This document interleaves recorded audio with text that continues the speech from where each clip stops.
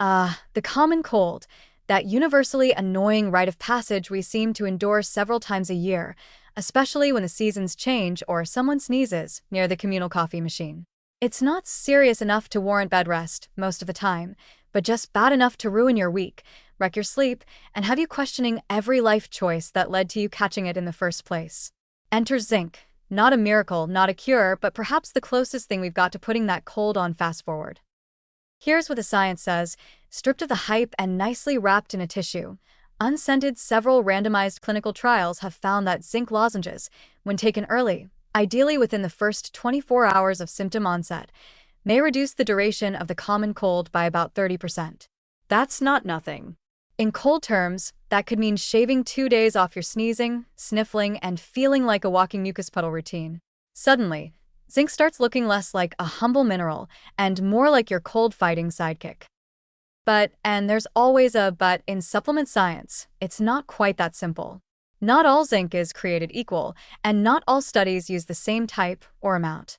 Zinc acetate and zinc gluconate seem to be the winners when it comes to effectiveness, particularly in lozenge form. The trick is that the lozenge has to release the zinc slowly and allow it to linger in your mouth and throat, where the viruses like to party. Gummy vitamins, capsules, or tablets that you swallow in 2 seconds. Not going to cut it in this battle. It's all about local action.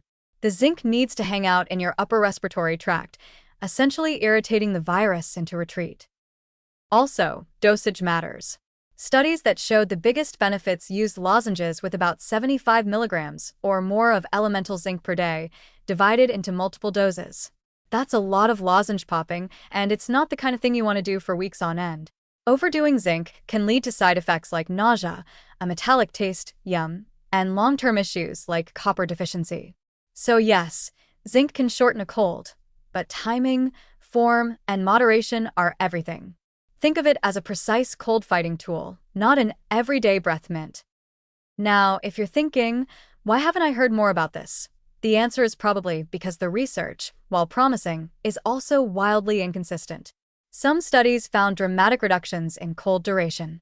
Others found no benefit at all. What makes the difference? The formulation, the timing, and the stubborn unpredictability of viruses. Basically, if you grab any old zinc lozenge after 3 days of sneezing, you're probably just making your spit taste like pennies for no good reason. But when used smartly, early, frequently, and with the right formulation, zinc appears to be one of the few cold remedies that actually does something. It's not a Hollywood cure. You won't wake up symptom-free after 1 dose and run a marathon in the snow.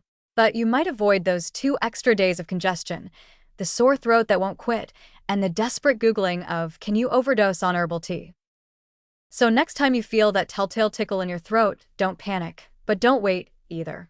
Keep a stash of quality zinc lozenges on hand like a tiny mineral fire extinguisher. They won't save you from all viruses, but they might help you get through cold season with your dignity, mostly, intact.